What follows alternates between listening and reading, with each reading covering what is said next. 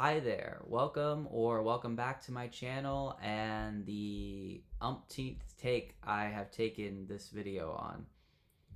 Hopefully this is the last audio recording and I can get the script right. I have a stutter, mostly when I'm thinking about what I'm saying and not writing it down, which I don't know why I didn't write it down for this video, but we're gonna see how this goes, and you may or may not hear this. Anyway, today's video is going to be about the difference between a picture and an image. If you don't know, I am a photographer professionally, and I am building my YouTube career around this as well. And I have learned a few things. So let's get into it. Now, on screen, you should see a picture, or rather an image, of a little island inlet, a sandbar, and then a gazebo and bridge in the back. This is all at a part of the Outer Banks in North Carolina. And it is a beautiful image. It really is. However, it is not a picture. Now, before I answer why that is, I want you to just tell the screen what you see. Look at the picture, look at the image and tell me what you see. And I imagine most of you are going to have a hard time pinpointing one thing that your eye is really drawn to. You're either going to say everything, which is not actually the point of pictures, or you're going to just sigh and say the sandbar, because that's all your eye really focuses on for any length of time with this much in one image. What I mean by that is you can't really focus on the island inlet because your mind and your eye is drawn back to that long bridge that goes almost the entire way across the image. However, it's hard to focus on that because almost as long as the bridge is this big sandbar in the middle dividing the island inlet from the bridge. And you can't just focus on the water because that big sandbar is there, and your mind just keeps going back and forth between the island, a big blob of detail, and the bridge, a large detail in the back, and then a big blob of nothing, and just like a big black blob in the middle, which is the sandbar. But that's like the biggest expanse, and because your mind keeps going back and forth between the two sides of this image, all your mind really will end up remembering is just that big sandbar, or it distracts you. And that's why this is not a picture, just an image. But this is what my camera originally captured, and thankfully I was able to get two pictures out of this image.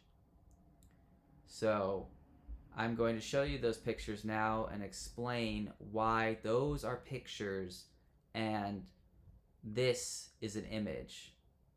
The first one we have here is what I got from cropping out the left side of the photo. And this is a picture of a little bit of the sandbar again, and the water, and then the large bridge in the back. But the way I cropped it, now the bridge and the gazebo go the entire length of the photo, and that allows your eye to focus on it. There's not the big blob of the island trees in the back to distract you. The gazebo becomes more pronounced. The bridge stands out more,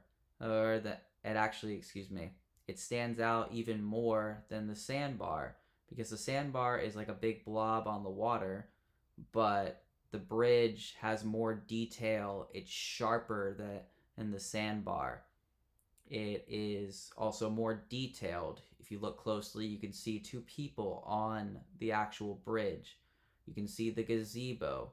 These are things that draws your eye, and it allows you to see more of a story. Beyond the visual elements, this creates a concept in your mind. you've got this one bridge just leading out just to the vast expanse of the ocean. And it's like a person like walking out into the next chapter of their life, which for a lot of people is often very scary.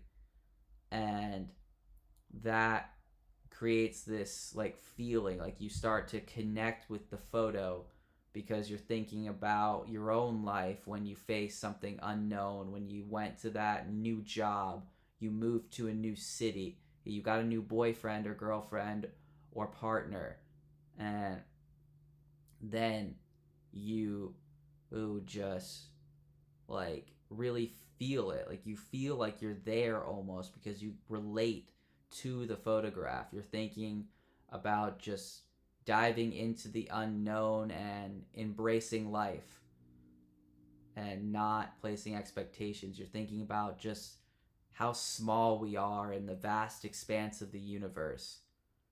These are things that you think about. This is a concept that was in the original image but was masked by all the other things in the image, which I'm going to get into now as I talk about the other side, the other picture that I got from this. And here it is. Now we're back at that little island, that little inlet of water in the ocean. And the sandbar is a little bit there, but not really. You can just barely, though, see the gazebo that is from the first picture that I just showed you. So you've got this little like island, like it's almost like your own little pool, your own little water body in this vast ocean. And it's like cozy, which creates a different concept in your mind. Like this is my little space. This is my a part of the like vast existence. Like this is that tiny speck that represents me and all the unique things that might not be important to the global timeline and history, but are very important to my life.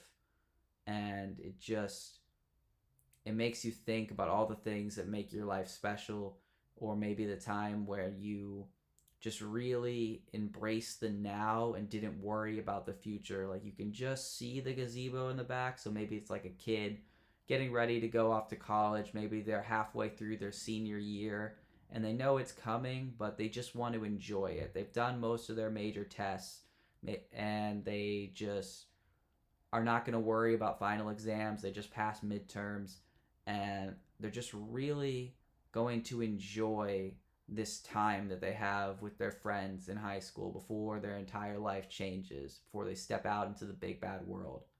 Like this is the kind of story that one might think of looking at a photograph like this.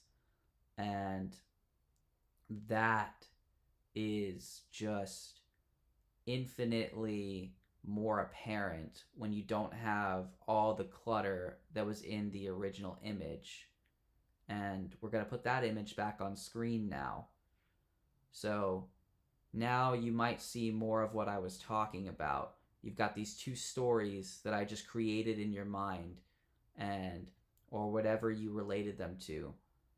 And those are fighting for your attention as you're looking at that image. You're seeing that time when you are diving into the unknown, when you're at the edge of the next chapter of your life, when you're looking at the bridge, but you're also thinking about how that time before the next chapter when you really just embraced your life and you didn't worry about tomorrow, you just focused on today. And you're thinking about that as you look at the island and you're going back and forth. It's too much for your brain and it's not enjoyable. You can't immerse yourself in either topic because you're expected to focus on both. And that is why this image is not a picture. It doesn't give you the chance to feel all of the magic that the concepts I created by creating those other pictures does, because those allow you to just really connect and really relate to one topic and like dive into whatever it makes you think about, so that this picture becomes attached to that memory, and really like finds its own place in your heart because you have the time to really connect with it when you're not expected to focus on too much. And so that is why a that is why this is an image but not a picture.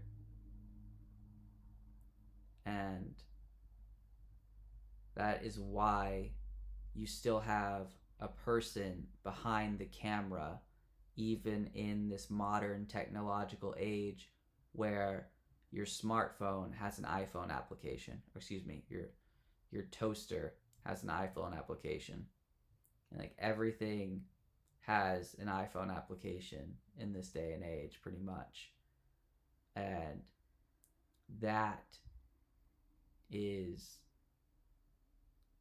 well, it's really astounding that you still have a person behind a camera, because there are some things computers can't do and machines cannot do. A machine cannot tell you what the magic is in that one perfect picture, because all a machine can do, all my camera can do, which is amazing, is record exactly what it sees. I press a button and I get a snapshot of everything in front of my lens. And then my job starts. I have to correct the color.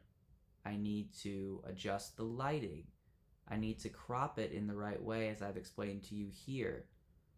And I need to find out what part of the picture, what part of the image, if any part, shows you a picture, shows you the magic that I experience by being in that space real time. That is the job of a photographer, and that's why it's art, and it's why I don't see any time when humans will be replaced as camera people, because it is so valuable, and it is something that I've hopefully shared with you now to improve even just your selfies, even just your silly phone pics that you take of your dog or your cat spazzing out. I hope you've learned something today, and I hope it just, if nothing else, makes you appreciate the magic that is photography and how much dedication goes into this as an art form, and why it is considered and deserves to be recognized as an art form. All right, that's it for today. Thank you guys so much for watching. I hope you enjoyed, and I hope you have a wonderful holiday season, and I will see you next time, hopefully. Take care.